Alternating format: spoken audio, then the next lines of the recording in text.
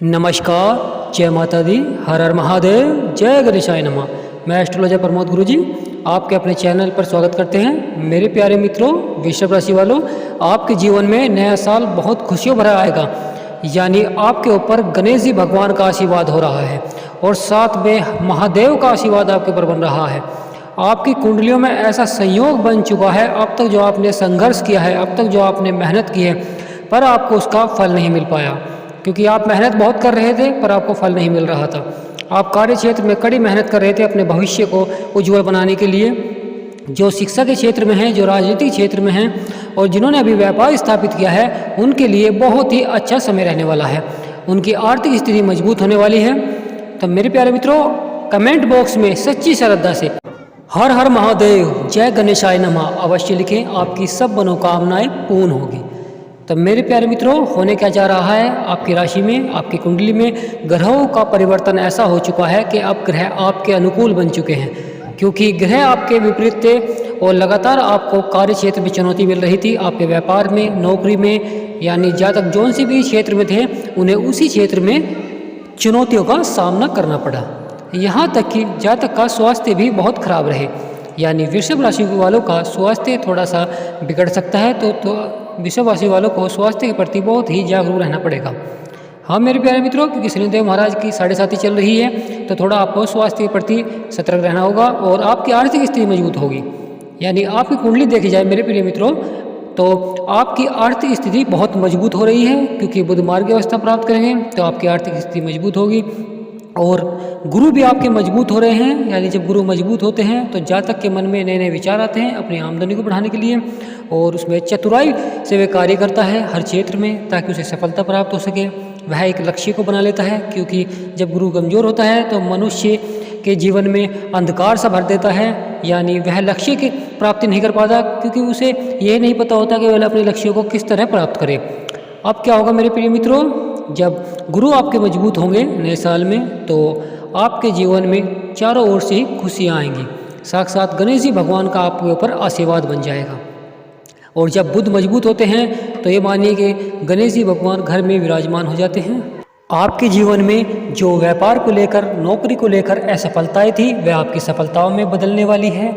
और जो जातक कंपटीशन की तैयारी कर रहे हैं, उनका रिजल्ट उनके मन मुताबिक रहता है। और मेरे प्यारे मित्रों, जो नया व्यापार प्रारंभ कर रहे हैं, जब बुध मार्गी अवस्था प्राप्त करेंगे तो ये मानिए कि उस जातक का व्यापार भी बहुत ही अच्छा चलेगा।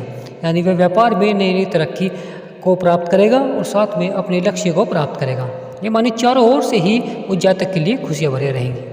तो मेरे प्यारे मित्रों, यह नया साल बहुत खुशियों भरा रहने वाला है आपके लिए, क्योंकि साथ में व्यापार में आपको तरक्की होगी, आपकी आर्थिक स्थिति मजबूत होगी, आपको नौकरी और दाम्पत्य जीवन बहुत अच्छा रहने वाला है। साथ में दाम्पत्य जीवन में जो आपकी लड़ाई झगड़े चल रहे थे, मनमुटाव चल रहा था, वह आपका समाप्त होता दिखाई देगा। और साथ में आपकी आमदनी बढ़ेगी, जिससे कि आपका जो दाम्पत्य जीवन है बहुत अच्छा रहेगा और आप भविष्य के लिए सोचेंगे।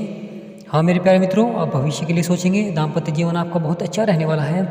लव लाइफ आपकी बहुत अच्छी रहने वाली है। जिनका विवाह का योग नहीं बन रहा था, उनका इस साल विवाह का योग अवश्य बनेगा।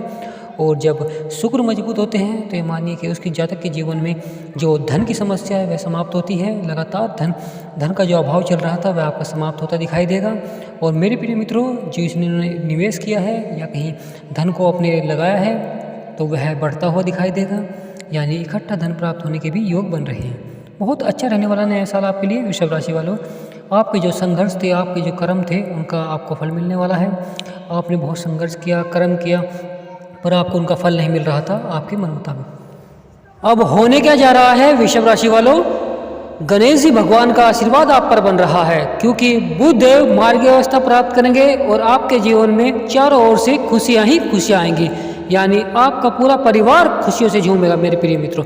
इतनी बड़ी खुशखबरी आपको मिलने वाली है, क्योंकि गणेश जी भगवान ने आपकी कुंडली में ऐसा योग बना दिया है कि आपके जीवन में जो संघर्ष चल रहा था, आपके जीवन में जो चिंताएं थी, आपने थोड़ी थोड़ी बातों पर मानसिक तनाव ले लेते थे, अहंकार हो जाता था। ये मानिए चारों ओर से ही आपके जीवन में संघर्ष चल रहा था।